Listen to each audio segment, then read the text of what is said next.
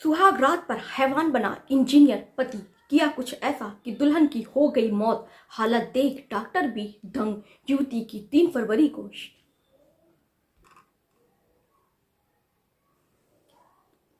तो आदाब शक्तिका नमस्कार। हाजिर हूँ एक नई खबर के साथ। तो खबर नहीं हेलो आदाब शक्तिका नमस्कार। तो हाजिर हूँ एक नई खबर के साथ। खबर सुनने के बाद आपके रोंगटे खड़े हो जाएंगे और सोचने पे मजबूर कर देगा कि एक कैसा निकम्मा और निठल्ला और हैवानियत वाला हमारा समाज जो है वो कैसा समाज बनता जा रहा है।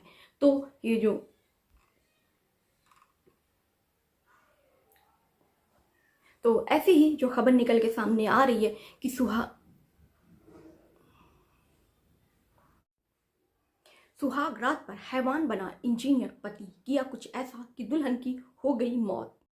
तो जानेंगे इस घटना को सिलसिलेवार से। अगर आपने हमारे चैनल को सब्सक्राइब नहीं किया है तो ऐसी ही ताज़ा तरीन खबरों के लिए हमारे चैनल को सब्सक्राइब करें।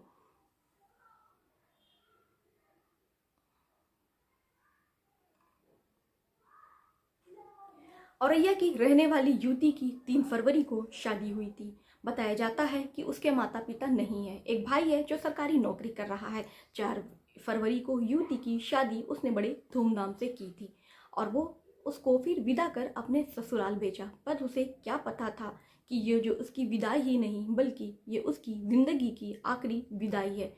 ससुराल पहुंची नवविवाहिता पत्नी के साथ पति द्वारा सुहागरात में यौनवर्धक गोलियां खाकर संबंध बनाने से पत्नी की हालत इतनी ज़्यादा बिगड़ गई कि उसे आनन फानन में आप पास के अस्पताल में भर्ती कराना पड़ा। 10 फरवरी को इलाज के दौरान उसकी मृत्यु हो जाती है। मृतक परिजनों सोमवार को एसपी प्रार्थना पत्र देकर देकर ससुराल वालों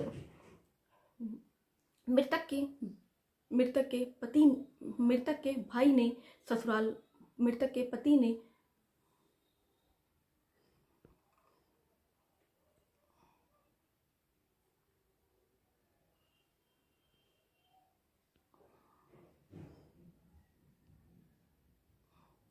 मृतका के परिजनों ने सोमवार को एसपी को प्रार्थना पत्र देकर पति समेत ससुराल वालों के खिलाफ कार्रवाई करने की मांग की है। अब देखना होगा कि कितने जल्द उनकी गिरफ्तारी होती है और इस पर पुलिस प्रशासन क्या एक्शन लेती है। और ऐसे ही ताज़ा तरीन खबरों के लिए हमारे चैनल को सब्सक्राइब करें।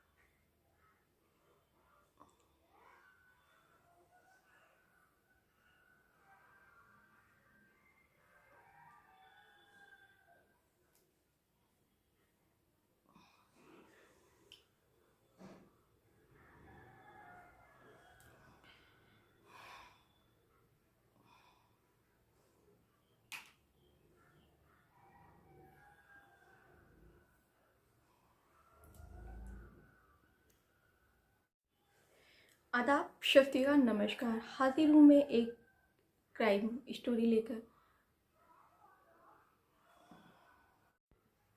कहते हैं ना, शादी विवाह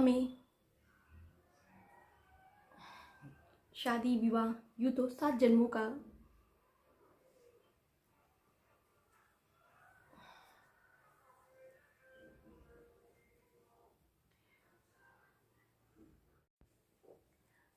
शादी विवाह यूँ तो 7 जन्मों के वादे हैं, 7 जन्मों की कस्में हैं। पर ऐसा देखा भी गया है लोग 7 जन्म नहीं तो उम्र भर ज़रूर साथ रहते हैं। पर एक हम आपको आज ऐसी दास्तान, ऐसी क्राइम स्टोरी लेकर आए हैं जो हमीरपुर की एक सच्ची घटना है, जहाँ 7 जन्म क्या 7 दिन तक पति का सिर्फ साथ रहता और पति की हैवानियत के कारण लड़की की मृत्यु हो जाती है। तो चलिए फिर शुरू करते हैं हम सिलसिलेवार से और आपको बताते हैं कि ऐसा क्या हुआ कि उस युवती की रातों रात मृत्यु हो जाती है। तो ये जो घटना है उत्तर प्रदेश के हमीरपुर ज़िले की, तो जहाँ एक युवती है, जहाँ एक लड़की है, उसका और उसका नाम तो हम इसमें उजागर नहीं करना चाहेंगे। और तो एक लड़की है जिसकी शादी है, वो बड़ी धूमधाम से उसके भाई ने की थी। और ऐसा लोगों का कहना है, कहते हैं ना, जो शादी विवाह ये तो 7 जन्मों के वादे और 7 जन्मों के कस्में होती हैं। हम शादियों में 7 जन्म के साथ निभाने की वादे और 7 जन्म साथ रहने की कस्में खाते हैं। पर कैसा लगेगा आपको कि जो 7 जन्म के वादे हैं मात्र 7 दिन में ही टूट जाते, या 7 दिन ही क्या कहिए, वो रात में ही, एक दिन में ही वो वादे, वो कस्में पति द्वारा तोड़ दिए जाते हैं। और कुछ ऐसा होता है कि बिल्कुल 7 दिन में पत्नी की मृत्यु हो जाती है। तो कुछ ऐसी ही घटना हम आपके सामने लेके रूबरू हुए हैं। तो हमारे चैनल को सब्सक्राइब कीजिएगा और मुझे सपोर्ट कीजिएगा, ताकि हम ऐसी ही क्राइम स्टोरी आप लोगों के लिए लाते रहें। और आपको ये स्टोरी कैसी लगी हमें कमेंट बॉक्स में ज़रूर करके बताइएगा। और ये मेरा पहला वीडियो है, इसमें कोई सुधार की आवश्यकता होगी, कुछ भी होगी, तो आप हमें कमेंट में अपनी राय दे सकते हैं। तो चलिए फिर शुरू करते हैं। तो ये जो घटना है ये उत्तर प्रदेश हमीरपुर एक गांव है, वहाँ की है। युवती का नाम, कहते हैं ना कि मरने वाला कभी कोई झूठ नहीं बोलता। हाँ, जब इंसान मरने वाला होता है ना, तो वो जज के सामने कभी झूठ नहीं बोलता और अपने सारे गुनाह कबूल कर लेता है। ऐसी ही घटना घटित होती है कि जो युवती है अपने भाभी से ही अपनी बिल्कुल बताती है कि आखिर उसकी मौत का कारण क्या है। कैसे 7 दिन में ही उसकी जो हालत है इतनी ज़्यादा गंभीर कैसे है, इसके पीछे किसका हाथ है। वो जब बताती है तो उसकी भाभी बिल्कुल दंग रह जाती हैं और उनके बिल्कुल रोंगटे खड़े हो जाते हैं कि कोई व्यक्ति, उसका पति जो साथ जीने की मरने की कस्में खाता है, वही पति उसकी इस स्थिति का कारण बन सकता है। और इतना घिनौना रूप एक पति का भी हो सकता है कि जो कभी कोई भी, एक पत्नी ही क्या, कभी कोई एक व्यक्ति ऐसा सोच भी नहीं सकता, जैसा उसके पति ने उसके साथ इतना घृणित कार्य किया था। तो चलिए फिर हम बताते हैं सिलसिलेवार से कि आखिर में उस लड़की के साथ क्या हुआ था। तो ये जो कहानी की शुरुआत होती है 3 फरवरी को उरैया के रहने वाले विजय से। विजय अपनी बारात लेके धूमधाम से हमीरपुर जाते हैं और लड़की, काफ़ी घर में खुशी का माहौल होता है। और जहाँ वो बारात लेके जाते हैं, लड़की के माता पिता काफ़ी वर्ष पहले ही गुजर गए होते हैं, यानी कि लड़के के माता पिता नहीं थे। उसके भाई ने, जो सरकारी नौकरी कर रहा था, उसने अपनी बहन की शादी बहुत धूमधाम से की और अपने माता पिता के जो वचन थे उनको निभाए। पर उस भाई को क्या पता था कि वो अपनी बहन की शादी इतनी धूमधाम से उसने की और वो इतनी धूमधाम खुशियों से अपनी बहन को विदा कर रहा है। पर उसे क्या पता था उसके ये जो बहन की विदाई है वो ज़िंदगी की उसकी आखिरी विदाई बन जाएगी। बहन विदा होके अपनी बहन को विदा करके ससुराल भेजता है। ससुराल जाते ही उसकी बहन के साथ कुछ ऐसा होता है कि बिल्कुल आपके भी होश उड़ जाएंगे। तो होता ऐसा है कि सुहागरात के पहले दिन पति ने यौनवर्धक गोलियां खाकर महिला से शारीरिक संबंध बनाए और पति के मना करने पर भी पति नहीं माना और उसे तरह तरह की यातनाएं देता रहा।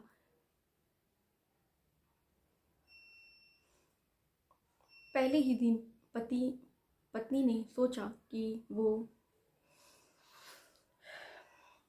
फिर होता कुछ ऐसा है कि पहले ही दिन पत्नी की हालत काफ़ी गंभीर हो जाती है और फिर पत्नी को लगा कि शायद पत्नी पहली रात रहती है तो पत्नी कुछ नहीं बोलती है। फिर ऐसे ही यही सिलसिला उसके साथ 7 दिन तक चलता रहता है। पहले ही दिन सुहाग रात में उसने यौनवर्धक गोलियां खाकर पत्नी से शारीरिक संबंध बनाए। संबंध में उसने इतनी पीड़ा दी जो बिल्कुल असहनीय थी। लेकिन पत्नी करती भी तो क्या करती।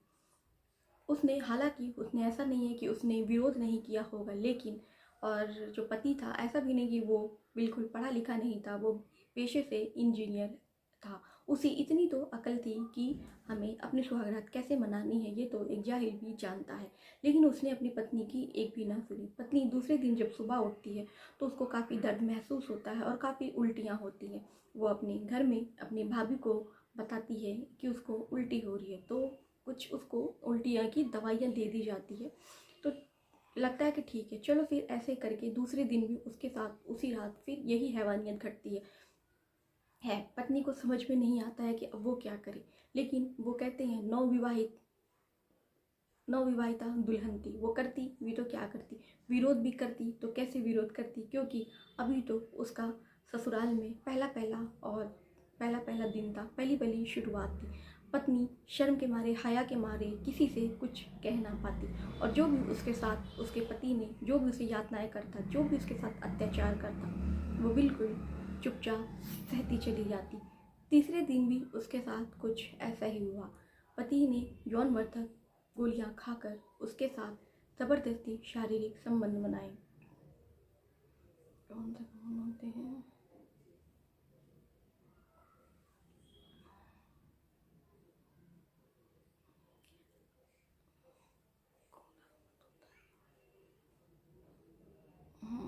कौन सा होता है?